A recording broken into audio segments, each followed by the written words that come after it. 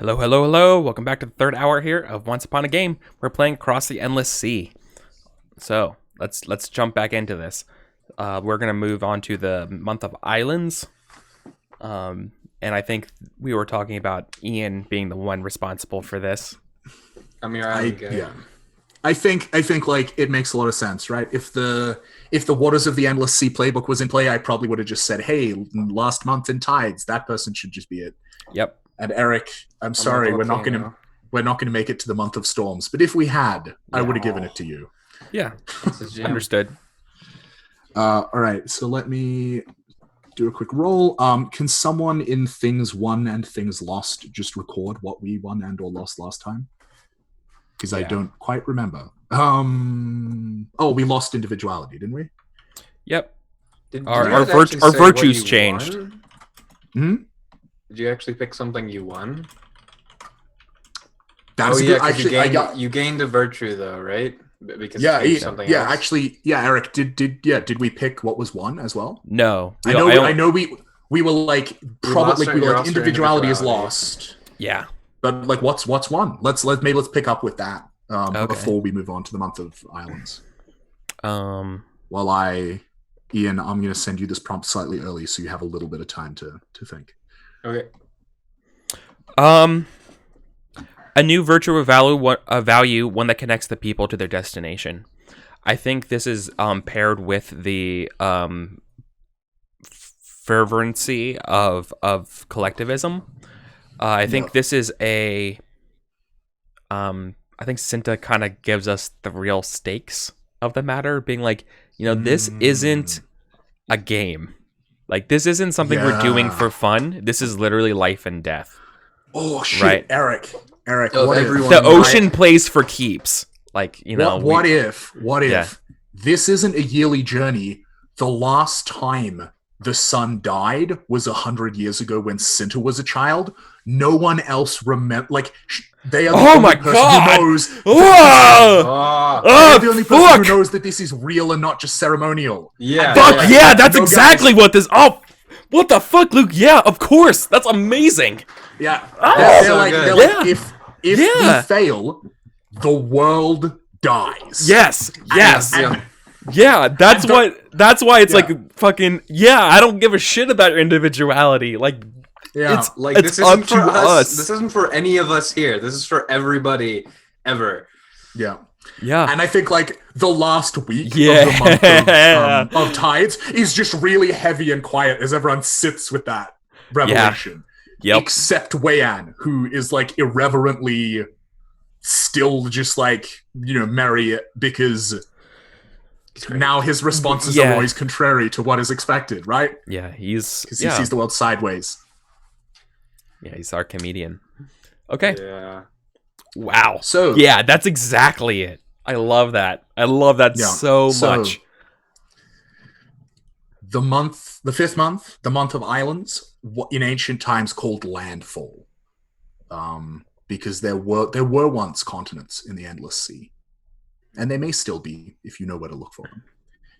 Ian, the encounter is yours. Yeah. Take it away. So I think like the month of islands is defined by like basically just like spatterings of like various like rocks, like with like little if any like actual vegetation or life on there, just like everywhere, and a big part is like you have to navigate through them, and every year they seem to shift, so there's no clear path through. And I think eventually, as you move through, as our flotilla moves through, like the cliffs get jagged and higher, and like night begins to fall, and I think, what was their name? The leader. Cinta? Cinta, yes, and I think they like look up. They got their staff, and they say, "We don't have many more left of those sunsets. Pretty soon here, it's going to be the last." And as you move on, you eventually sort of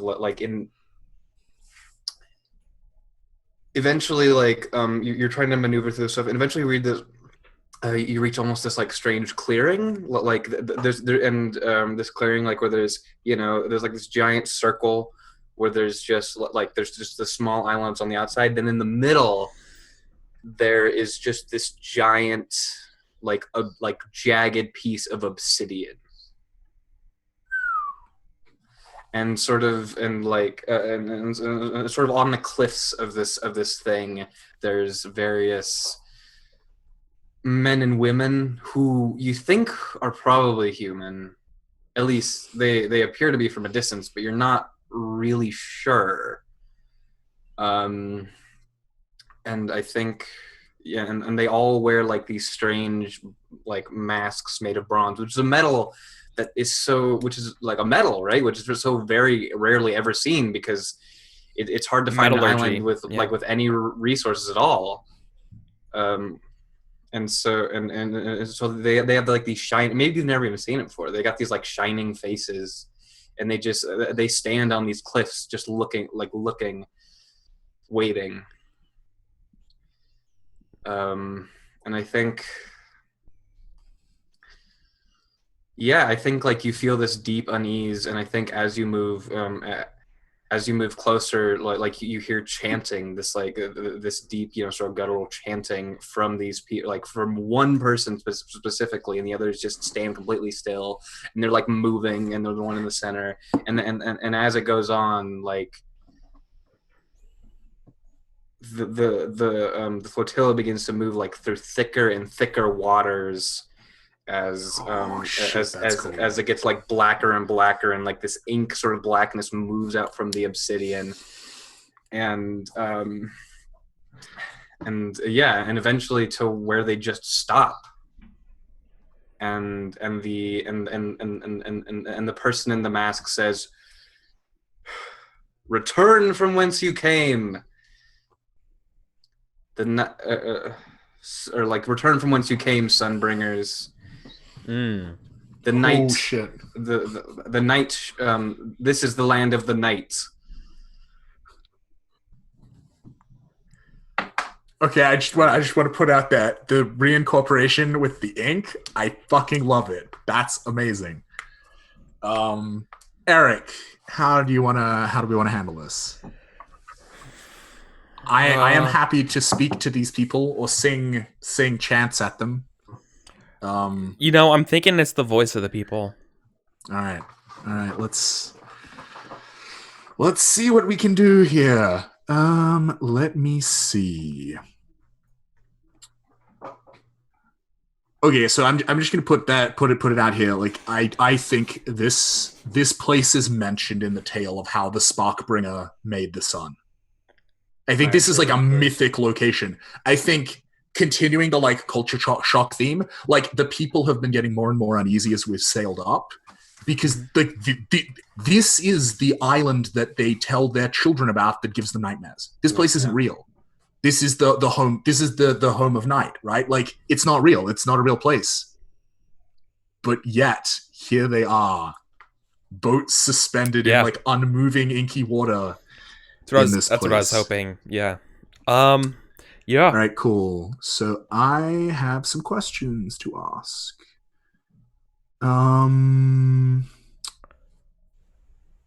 Let me see. Man, this is like one of our last months. Got to amp it up.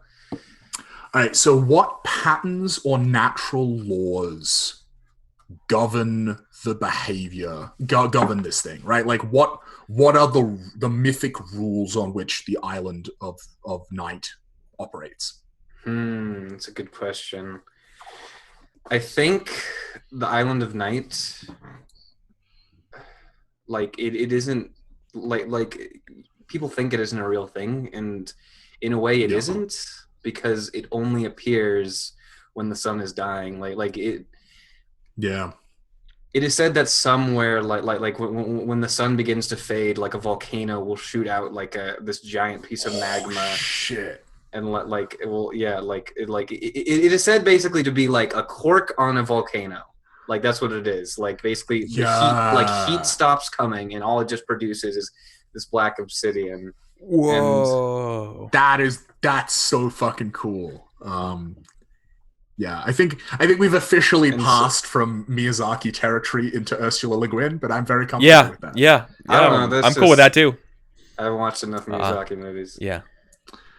All right, and then my second question.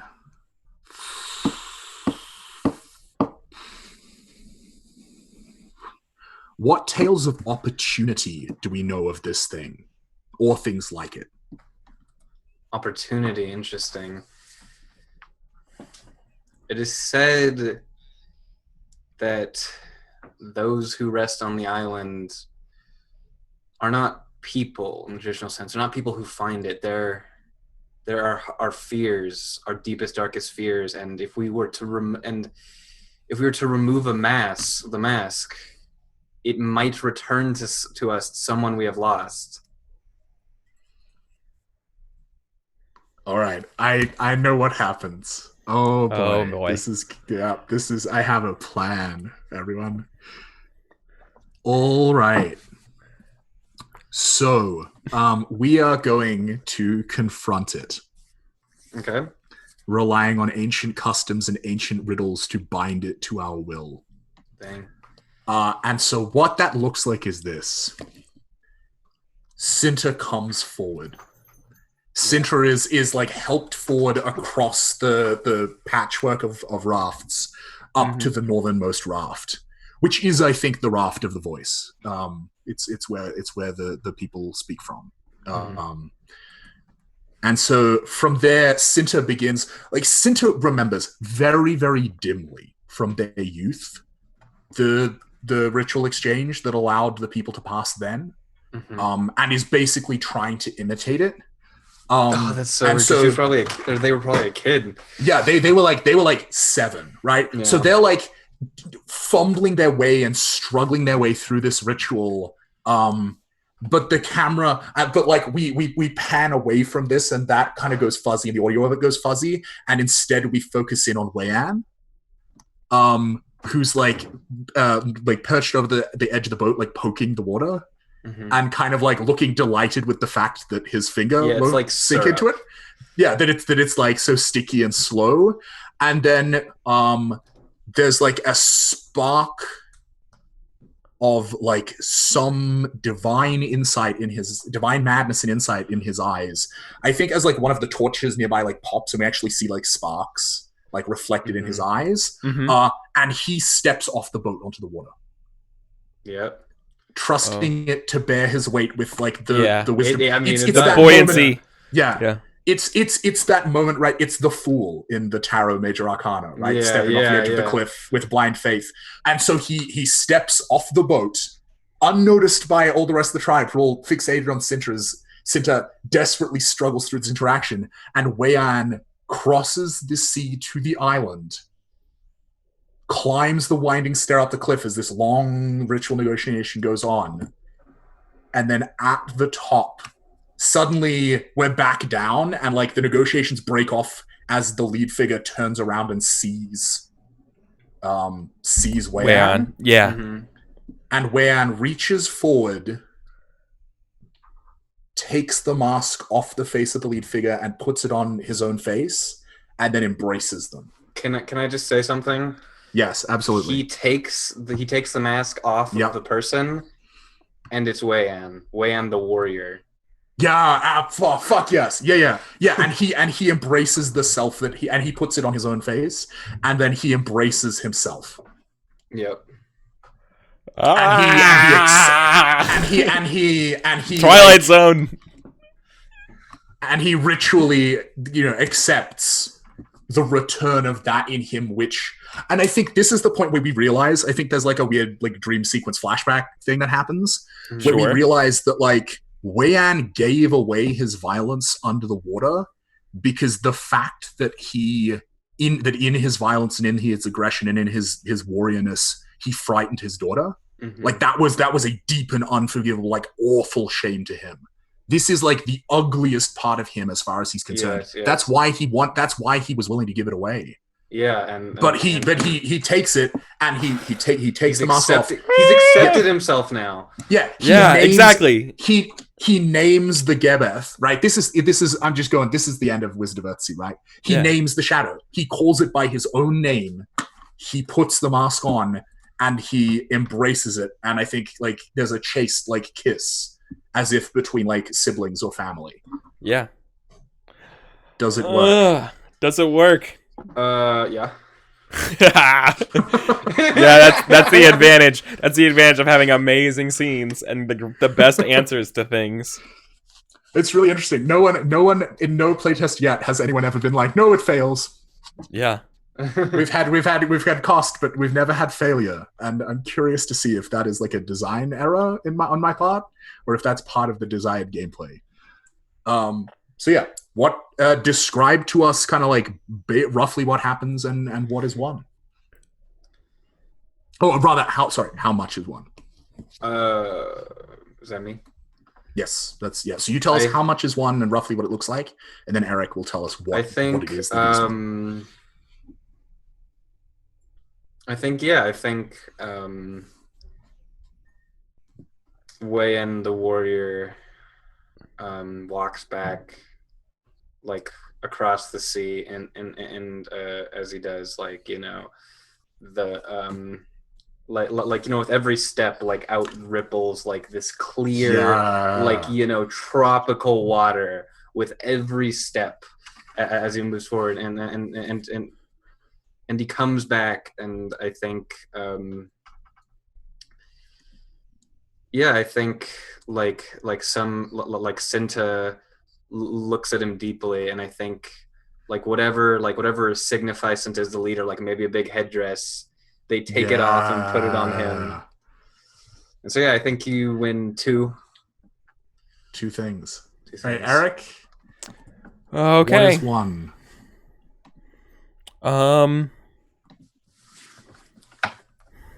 I wonder if I'm trying to see if the virtue or value that connects people closer to one another, if that could be answered to oneself, in a way.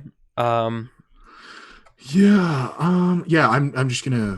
also just having a look at yours because that might help. So I'm thinking, well, like I really like the idea though of like people learning about people and specifically Weian and himself. If that's a virtue that other people can can take. Yeah. Like maybe if because all of yours are about gaining new values or virtues, like maybe it's one that makes the people kinder, and it's like that theme of like acceptance of others.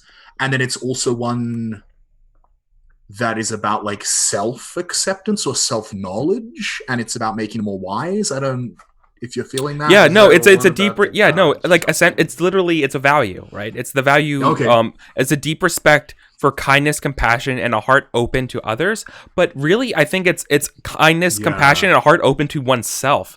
And like accepting that like the strongest self is the one that you admit faults and like the problems and fears and reconciling that with you. I mean, we can have both. Like like that's two, so we can do both of those if we want. Yeah. Okay, let's do both of that. Yeah, and then in turn, reflecting that on people as a whole. Exactly. Right. It's you learn to accept and name the ugly parts of you, and so you learn to like forgive and be compassionate of the ugly parts of others. Yeah. This is our final form leading up to the finale. Yeah. And I think, Ian, if you're cool with this, I think like as Weian walks, it's not just that the color is returning to the water, but like the end of Moana, right? Like life is spreading back onto the rocky islands around, and the obsidian, the black is draining out of it until all that's left is a great clear chunk of white quartz. And it's just then that the sun rises and like the light shines and refracts out of this island. And like it's, for a moment, it's like the promise of a new dawn that they're heading for, right? It's like, if they succeed, like this is what it will be, right? And then I think will give way again to light. Yeah, I really like that, but I think afterwards, like suddenly, like the sun shines on, it gets brighter and brighter and Yeah. brighter, and suddenly there's like this white flash, and then everything like there's just nothing but mist, and it all sort of definitely. fades Yeah, away, totally. and Yeah. they're out in the open ocean.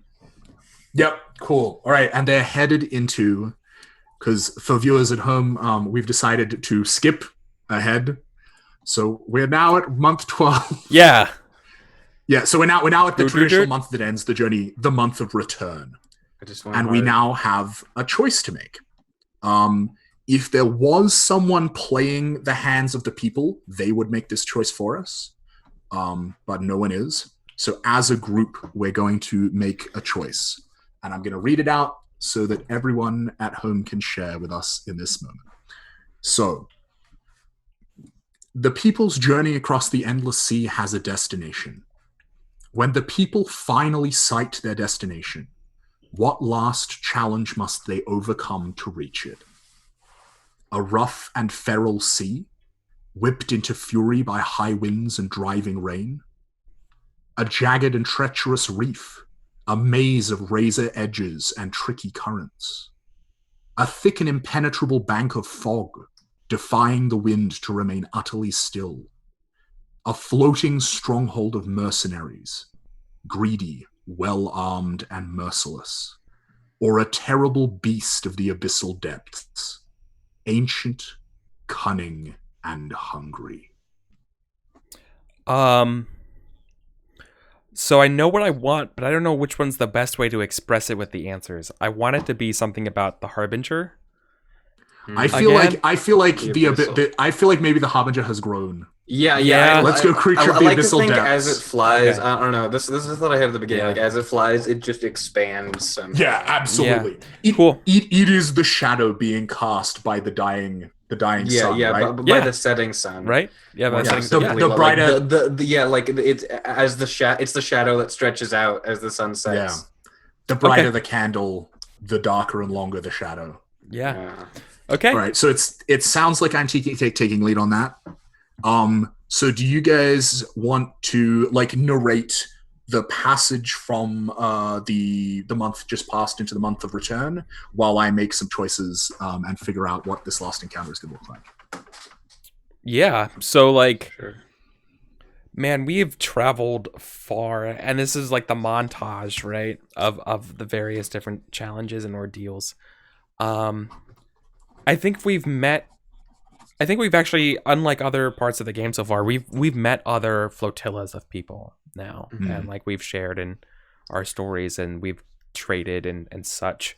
Furthermore, I think we have I don't know. I mean, that's my one contribution. Ian, let's go back and forth. What do you think we've done for you? What do you think we have done as a group? Throughout the months. Yeah.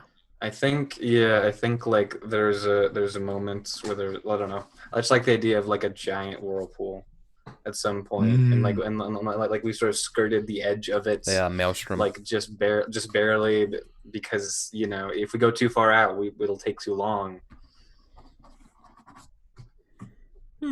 Okay.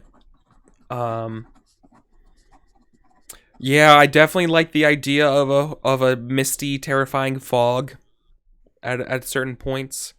And what guided us? I want to say something about the torch was able to help us, but I'm not exactly sure how. Ian, what do you think? How do you think that worked out? How do you think the torch enabled us to go through the fog unaired? The torch, I think. Yeah, the light. Something about the light of the torch.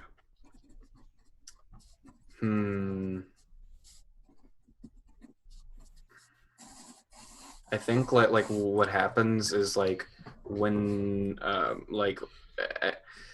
at some point, like with the torch, for whatever reason, we burned a raft and like sent it out, like like just pushed it out, like Viking sort of style, and it like and when we did that, like the fire like lit up and like got rid of the fog, and it just like in just a straight line, it led perfectly to the end. Okay. Oh, yeah, so with that one, okay, so everything else was tricking us, but by that ship, we just followed that light. Okay. Yeah, like it it went on its own. Cool. And then we wound up here at the shrine of Sun Return. Yeah, so I think you sight it on the horizon. It's at first you mistake it for dawn because I think it's nighttime. It's false dawn, that gray, like diffuse, leaden color in the sky. And at first you mistake it for the sun, but it's a signal fire. It's a signal fire out on the horizon. It's the fire that always burns in the Shrine of Sun Return. And then behind it rises the sun for the last time. Mm-hmm. This is the last day. The sun is pale. It is watery. It is weak. The morning is cold. It's very cold. I think and the people... Sorry, Ian. I think this is the longest day because it takes so much for the sun. It takes so much effort for it to get up all the way up in the sky, like an old man walking upstairs. Yeah, I like that. Yeah, and so like you guys sail on, and like, you know, by the time you're like, you know, the sun is about midday when it happens. Yeah. You're about 2/3 of the way for the island. Like it's in sight. You can see it clearly now. It's, I think, a very low island, flat and pleasant. It's covered in like green, healthy, lush green grass. I think there's little spark flowers that grow on in the grass on the hills. And even like I think the wind is blowing some petals like past the raft. These petals that like almost glow. Well, they're so vividly red and crimson. Yeah. And then golden stamens. This island is basically where spring comes from. Yeah. Right. Yeah. Well, the spark bringer. Things are blooming.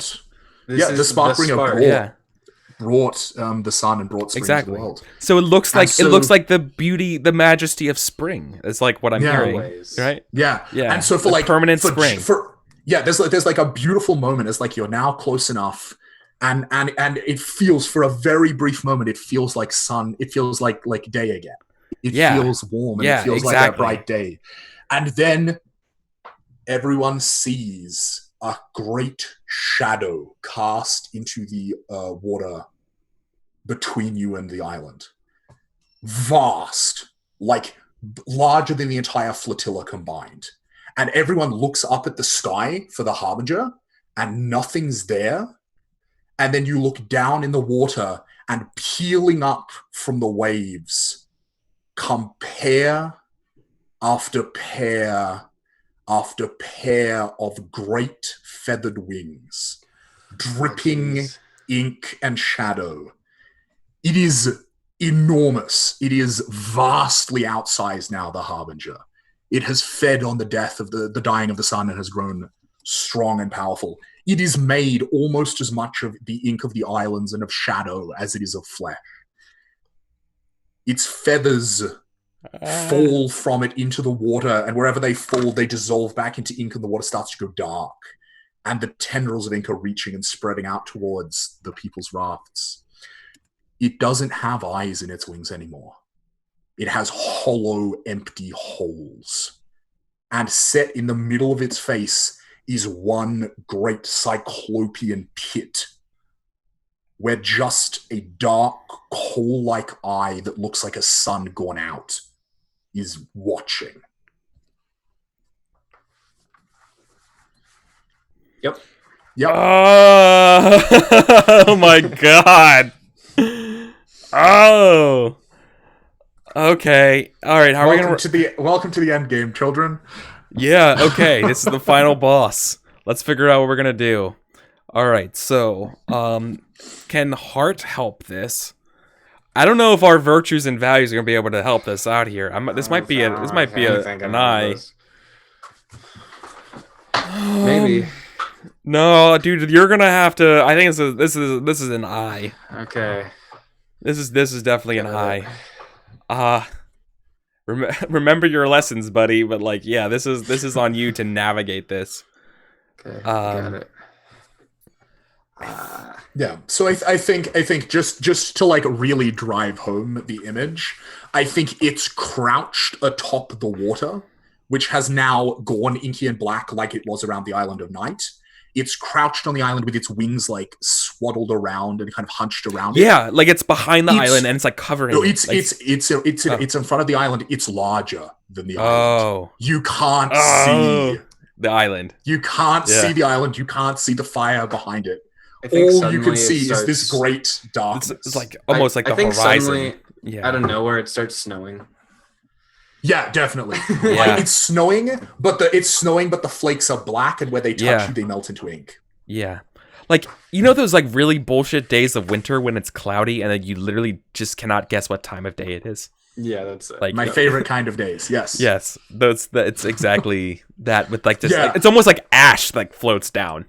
Yeah. Right? Like that's what like the black snowflakes are. Like, you know, inky it's like frozen inky ash. Yeah. And I think like, as the time goes on, as you come slower and slower towards it, I think it straightens up from this hunched position and the wings one by one unfurl and the horizon around, like there's like imagine like a midnight sun. Like it's a nimbus around a sun that isn't there of just darkness. Yeah. And as each endless pair of wings, and there's an infinite number of them, it just keeps opening wings and the sky just keeps getting darker. And all of a sudden now the sun has tipped past its zenith and it's falling fast. Man. Yeah. And darkness is falling. Called H.P. Lovecraft to the party. Yes. Correct. Ian, I believe you have some questions to ask me.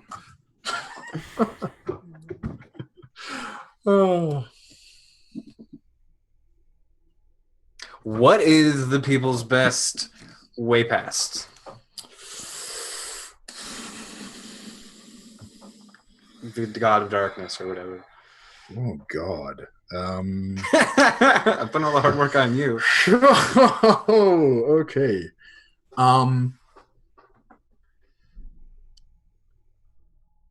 Okay, let me answer that by framing a little scene. I think the wind is picking up as it comes to the end of all things, and one of the feathers is blown. One of these feathers that are endlessly falling from its great wings is blown on the breeze and touches Aaron in the face. How big is it? The feather, it's like bigger, like 2 feet, 3 feet. Like it's a big fucking feather. Yeah. And it brushes against him and it all of a sudden the light goes out of his face. Like the light goes out of his eye, the eye on the side that it touches, and the light and the heat goes out of his face, and suddenly it is cold and blue and like shadowed, and like under his eyes these like deep bruised dark lines, and it spreads over him and he falls dead.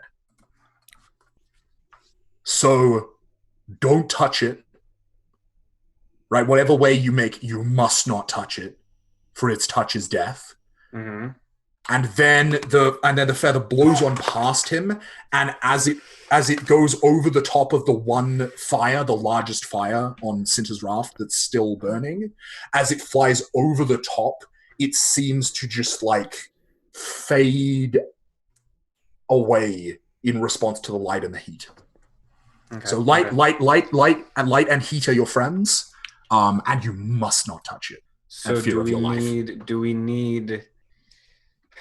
we happen to need the fire when we get there? I don't think anyone but Cinta knows the exact form of the ritual, and I don't know that Cinta like remembers it very well. Like they were a child. I kind of and also like, I mean, I'm getting the impression that like when we lost time in the Giving Reef, like that's not meant to happen. It's not meant to get this far. No, this is bad. Yeah, this is super bad. This is super bad. With the Harbin. So many things. To beat the Harbinger there. I think we have to make our own ritual. Yeah. Okay. Here's I think that's what it's going to come down to. Yeah. So do you have another question, or are you happy with that one? Because you do get to ask two, if you would like. I don't know. Like, I want to give you. I want to give you all the best chance I can. Well, no, I already have a perfect idea. Okay, me. cool. Okay. Then fucking go for it. But also, like, don't let me slow you down. Yeah. Okay. So I think. Yeah, I think like basically what happens is.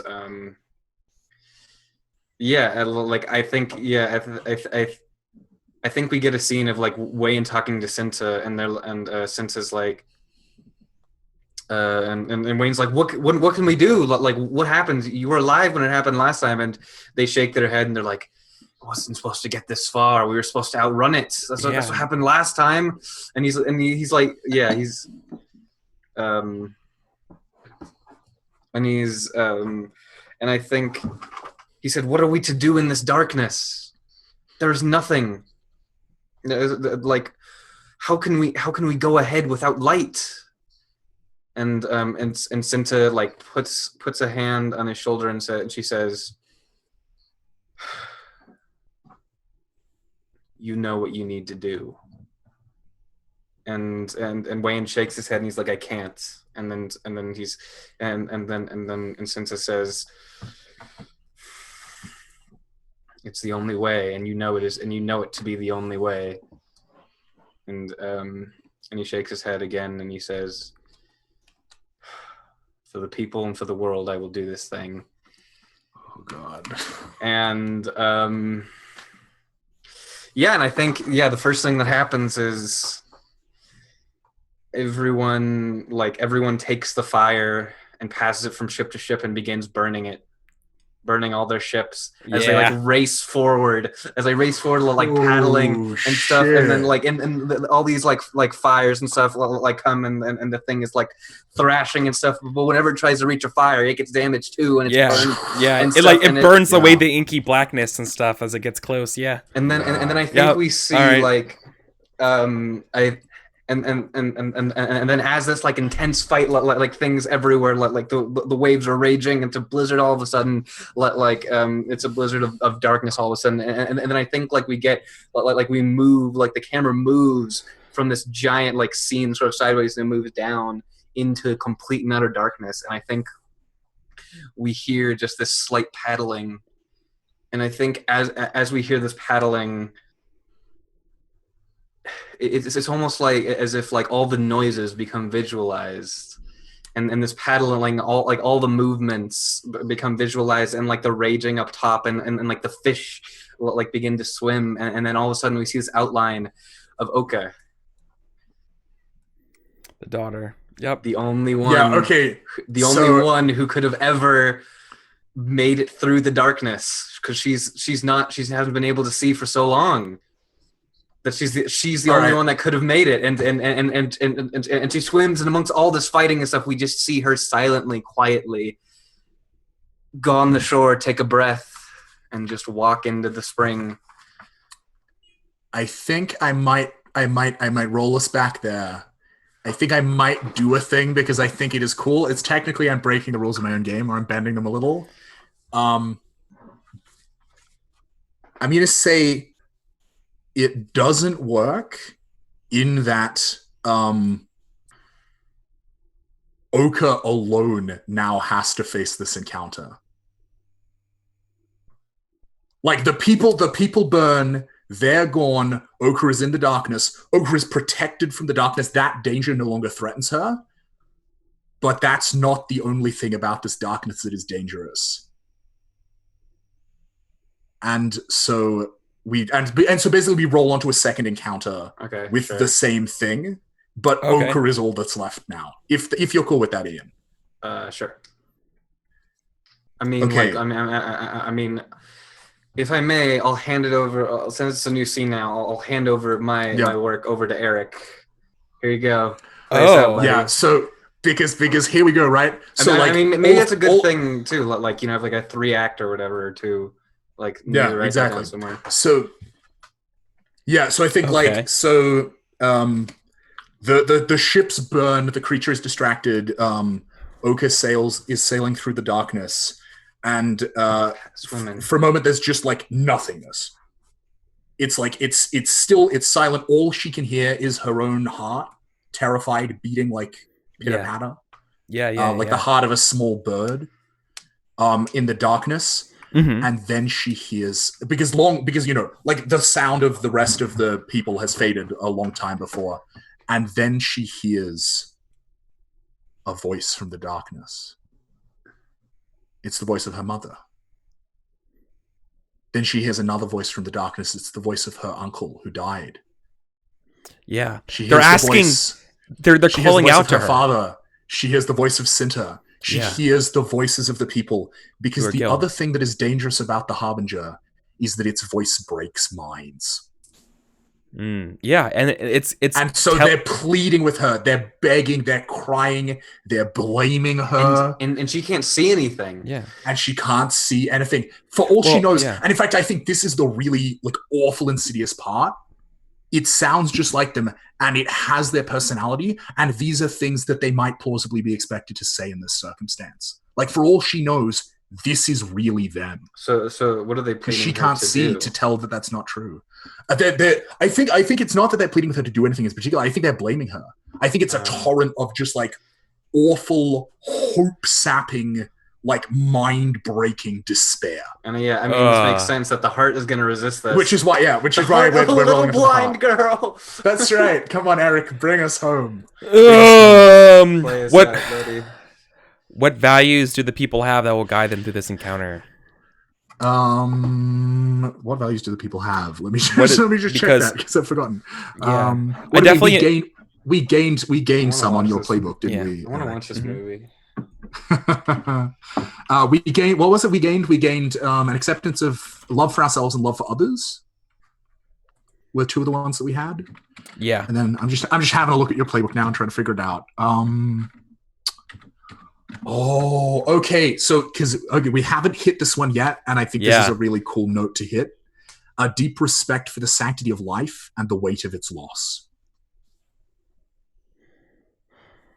I was afraid you were going to say that.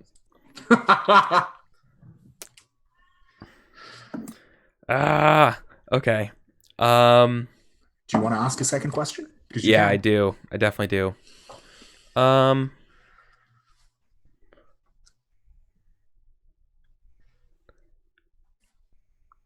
What values or virtues do the people have that might endanger them here?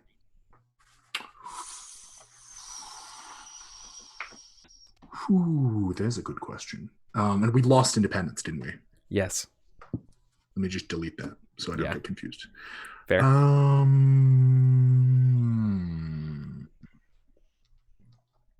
Loyalty.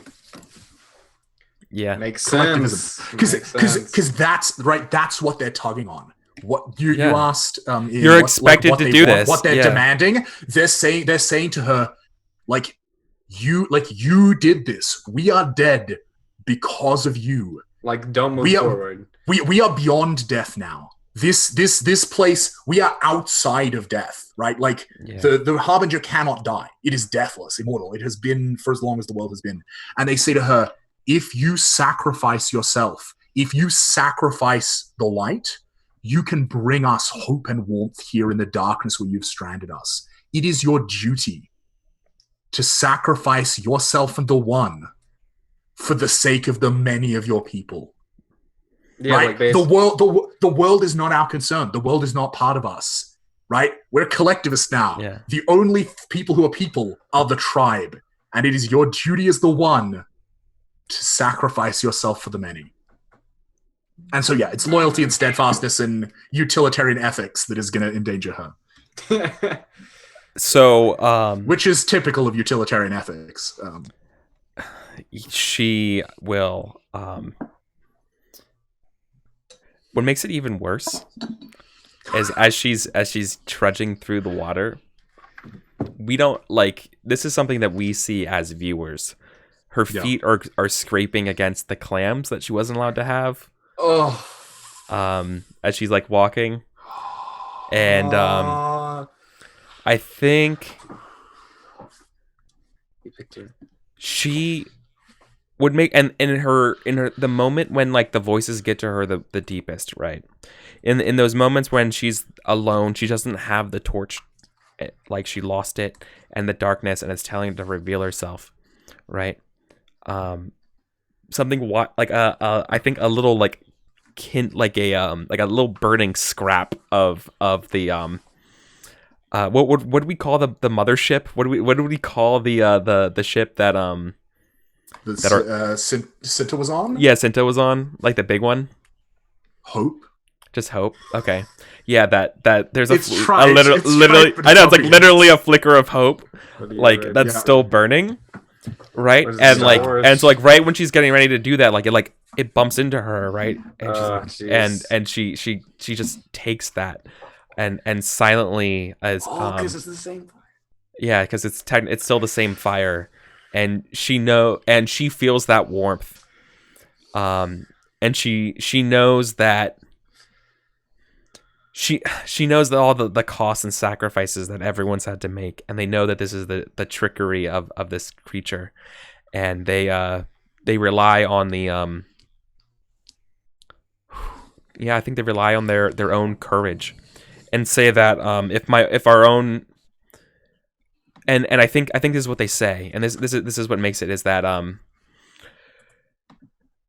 the virtues of our people got us this far, but it won't be the virtues of my people that ignite spring. A new age must come, and that requires a different kind of sacrifice, a sacrifice of beliefs. And she takes the little burning thing, the burning scrap, the little piece, literally like just like the burning flotsam of the ship. Yeah, it's like. I'm imagining like a tiny little bag from one of the sails. Exactly. It's just the last bit of his burning. Yeah, it's just this like tiny little thing. Yeah, that's and she's gonna take it from that way. She knows that her people are gone with her, and she's like, and I think she might say something like, in a way she is dead, like in a way her people and her values and things are dead, and something new will come from it. A new this is just because like something is reborn doesn't mean it's the same as before. Yeah. Right. And so does that work? Which of the courses of action is it? Just sorry. Yeah, it's confronted head on, relying on the courage of the wild and untamed hearts. All right, cool. Because that is the idea of forging that. In order to defeat this, we must forge new ideals. Yeah. Okay, so I'm gonna say it works completely. Yeah. She reaches the shrine at the top of the island, where there's like a very, very gentle cliff that looks out of the sea. And oh my god, like I just imagine her like slowly like feeling along her like a right? She's crawling and she reaches it, and she stands there at the center of the dark, and it's very much like it's a very visually impactful shot, because it's just like darkness all around her, and then just her in this tiny little bubble of light. Yeah. And I think it's super good. It's super good. I think she takes the burning cloth between her hands, even though it burns her, and we see her burning, and she holds it close to her breast, to her heart, and she catches on fire. Her clothes catch, her hair catches. She's this like radiant figure of light. And then all of a sudden the island starts to burn. We see the spread of fire, and it's like the image has been restored in negative, like all the shapes that were there before, but they're fire. So we see the grass, and we see the shape of the hill, and we see these tiny popping embers of the spark flowers, and then we see the sea catch like a great sheet of oil, as all the darkness and all the world that was is burned away. We know. I have a really cool like visual image. Go. So we see like at first like we get like we get a lot of angles of like the intense fire, like the entire island is burning, and and we get it like from above, and then eventually we get it from a distance where it's just this like little sort of sliver, and then like where you can't really see the details of the fire, and then just without like missing a beat, the sun just begins to rise. Yeah. It just was the sun, it just was the sun. Yeah, and as the sun rises, like the passing of the darkness is like it's being burned by the coming of the light, and it all just like comes sweeping back, and all the darkness flees, and the harbinger retreats, and we see light everywhere again. But we can see like because we're like extreme long shot now. Like the islands that we passed, the scenes that we saw, they aren't there anymore. There's new locations and shots and places in their place. And we see, I think just like I think we see a passing shot of just like a tiny little dark shape, tiny winged black shape up in the sky, like winging off farther into the west. Yeah. As the Harbinger departs to heal and wait for its next chance. I think the sun's going from west to east now. Oh. Yeah, that's cool as shit. I think the only question left is like, does Oka survive? Yeah. And because I'm almost imagining, right? And then like we see, oh my god, the island. Fuck! Oh my god! Eric, go. Of course, no. What happens? Like the epilogue is that like it turns to fire, and we cut back from fire, and fire is now like we're at a camp, and she is the new Cinta. Yeah, no, fuck. This is that's why her skin is like so like you can't tell. Yeah, and So we see like. We get like a close shot of the there's island. Like the generation is missing kind of thing, and she's like the kid. Yeah, everything on the island is green again, except for like the shrine spot, which is just black and scorched. And in the middle of it, there's this like gray charcoal shape, and for a moment we think that Oka's dead, and then it moves, and like the ash like flakes and cracks off her, and just reveals this like young but old child with like this wrinkled skin, and then like we fade in on her, on her eye, like lit by the sunlight, and then pull back out, and it's her older leading the next pilgrimage 100 years or whatever later. Yeah. Ah! And that's the game. That's the game, dude. I love this show. Luke. I love this game. I love this show. Thank you both of you so much. You guys were amazing players. Like, thank you so much, dude. Like, this is literally my favorite thing to do. This is genuinely, Luke. You're an amazing facilitator. You have a great voice. Like, honestly, like I love listening to you and your descriptions. You have like you make pretty mouth pictures. Like just the prettiest of the mouth pictures. And it's just like. This whole time we did great, everyone. This was amazing. This was really good. Oh my god, I want to play this game again so bad. But like now that I know, it actually has the same thing like the Quiet Year does, where like the game is so good, but it takes so much longer than like you really want. If you could figure out like the ideal like quick play version of the game, so we could play it in like 2 hours or 3 hours, it would be. Well, it's the question, right? Particularly because it's built in theory for 5 players, and so it's like, wow, but how do you make sure everyone gets enough turns? And like, I go back and forth on this. And forth. Definitely. But like, this was great. This was a lot of fun. This was really, really fun. It's also really interesting to me because like we ended up in one place, but like, whoa, we made some choices that got us there. And like the 100-year. Well, the 100-year pilgrimage, but like. The game can just as easily be about. There's a bunch of choices that support. Like, it's a yearly journey back to hang out with the other peoples. I know, and that's what it's just a really like heartfelt reunion tour or something. Like, like that is totally a valid play. Yeah, or someone's getting married, like an important person getting married, and like you're just taking them there. Interesting one. Yeah, I mean, I just like I saw like when you're reading out the different options, like Band of Mercenaries. I'm like, oh, that sounds like a fun game. It's not this game though. No. It's not the game we're playing right now. I mean, this was exactly what I wanted. This was you guys nailed it. That was really good. And it's really interesting to me to think like if we had chosen different threat playbooks, like if we'd gone for if we'd gone for like the people sailing the endless sea and like the tides and the weather, like we could have had a very different one. But this was no, our choices were perfect for this. We went weird. Weird and got weirder. Good job. Yeah, we got weird. We got Ian. There you go. So when are we? I promised weird. There you are. So when can people get this game, Luke? Oh God. I mean, look, you can get it right now. I need to know because when I go to Story Game Seattle and I play this game with them, like they're gonna be like, "How do I get a copy of this game?" I need something to point them to. You need So right now you can get the game in the form that we've just played, Yeah. rough and not pretty yet. Yeah. You On can get drive-thru? that on my Patreon. Okay. If you, I can't remember what the level of support is, but like I'm offering it for patron playtest preview Uh-huh. on there. Hopefully within the month, I'll have gotten together with my friend John and sorted out formatting and made it look pretty, and it'll be up on drive-thru. Eric, I'll drop you a line on Yes. Discord or Twitter or whatever when that happens. Me Please too. do. Yes, no, you're Please too do. weird. Yeah.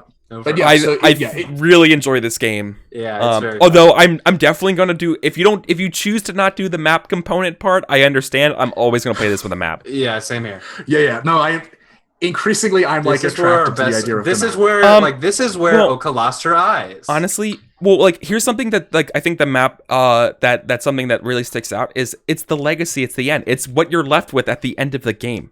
This is how and I it's used like to we remember. can- This is my remembrance, right? Like this is my because the fun part isn't like getting to describe the intense light and darkness of the end. The fun part is Oka losing her eyes at the beginning, and then that guiding her to the end and setting up so much. And that is in the harbinger at the beginning, growing. Like those. So we did it without saying it. Just our reincorporation skills are just top notch.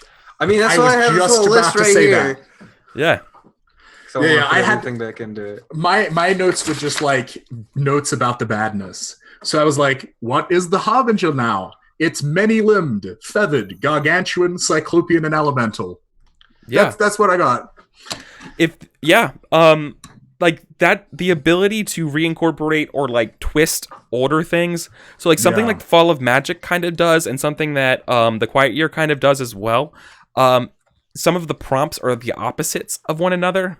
And I'm not sure if you have that sort of like, I'm pretty sure you have that similar thing set up anyways for like similar kind of themes for like the problems, but that definitely plays into the reincorporation of the elements that like helps. Because like, I mean, obviously when you play this game with players like us, like with you, the designer, and Ian and myself, like we always just reincorporate. But like if that's built into the game, I think it would help others per se. Yeah, I think one of the things I'm probably gonna do, or just because I saw it in the Monster Hearts second edition preview that Avery put out on the Kickstarter, and I fell in love with it. Is the idea of like turning the Vincent's idea of like agenda and principles, like that there should be a player facing version of that. Yeah, like they're definitely. Should be. Yeah, and like a friend of mine and I converted Monster Hearts to run one shots a while back and wrote a bunch of them for it, and it worked really well. So I think I'm going to write principles for this game for players. Yeah, and that'd I be think cool. reincorporation is definitely going to be like top of the list. Yeah, reincorporation. Your character is not a special snowflake. Let bad things happen to them. You know, like, and hold on, Bud Lightly. Yes. Yeah. Right. Like that's. Yeah.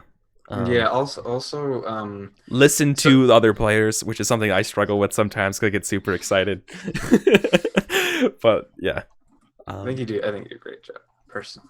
Thank you. But I have a lot of practice. Yes, I'm not think I'm great. I just have a lot of practice. Is the difference?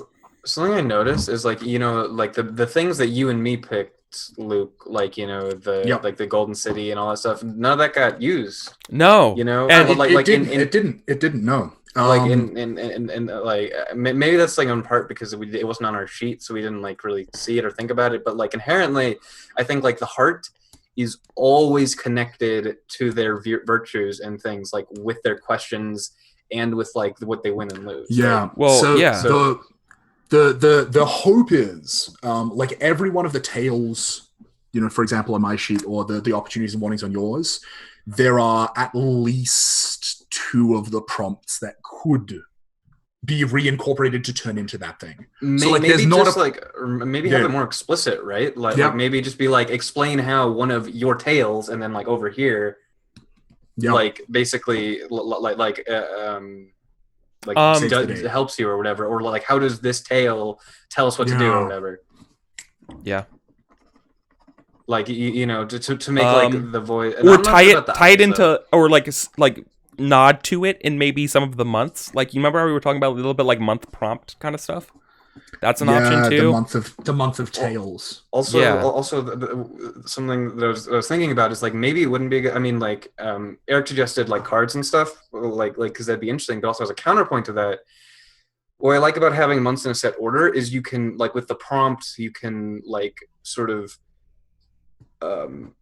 like telegraph like the ups and downs of the game, right? You know, like it start off simple and they get more and more complicated and grandiose or whatever.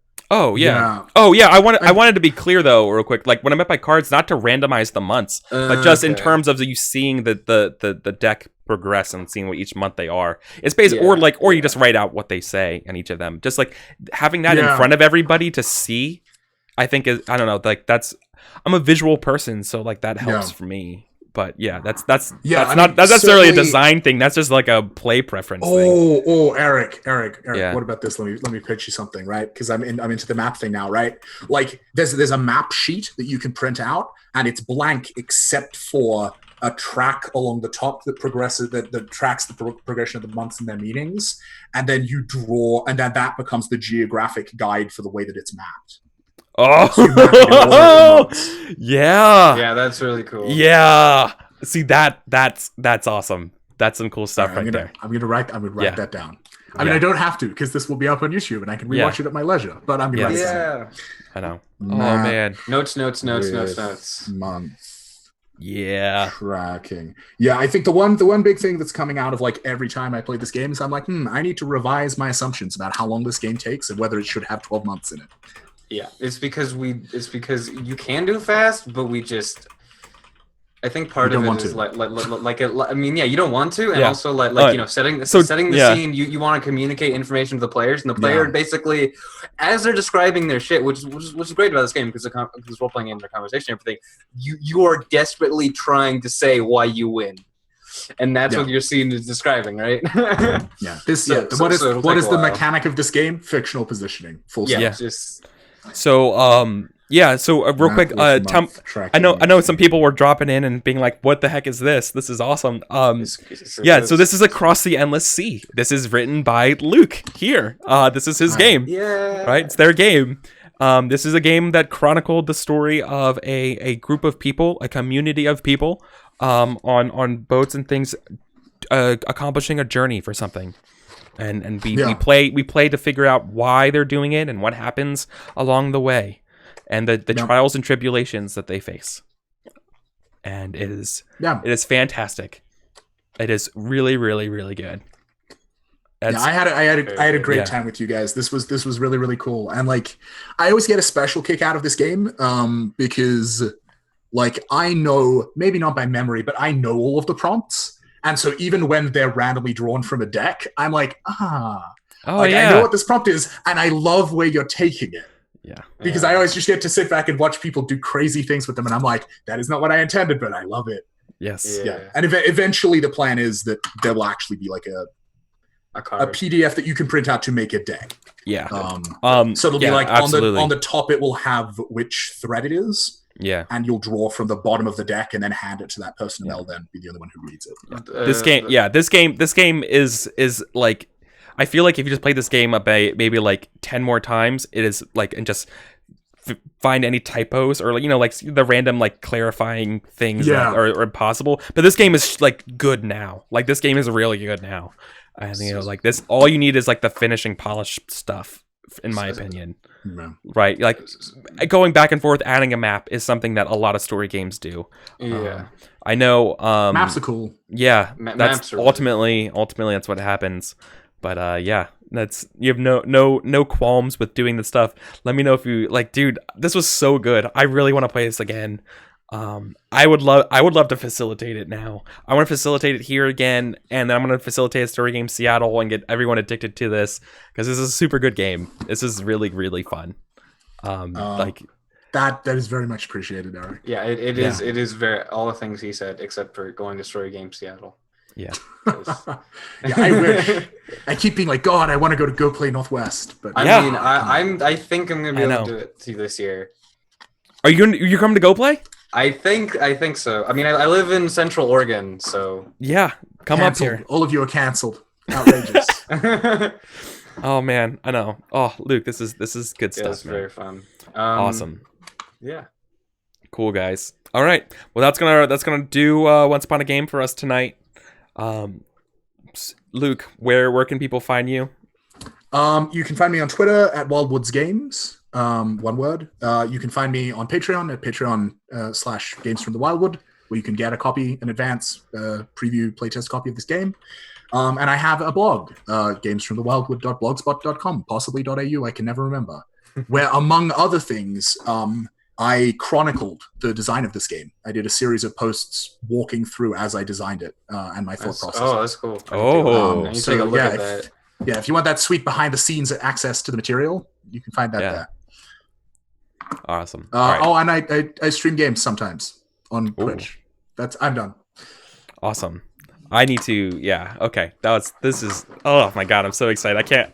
I actually, like, during the break, I went over to the Slack channel that my Story Game Seattle friends do. I'm like, guys, this game. I found it. Found it. I found the game. I found the hotness.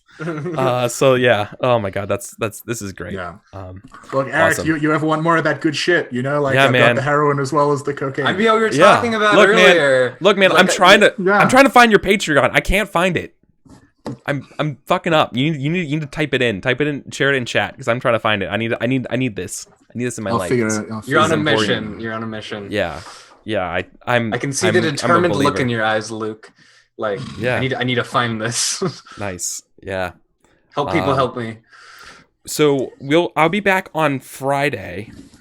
Oh, perfect. Let me just grab that, and I'll be back on Friday where we're playtesting another game. Me, Golden H, and the designer Miles.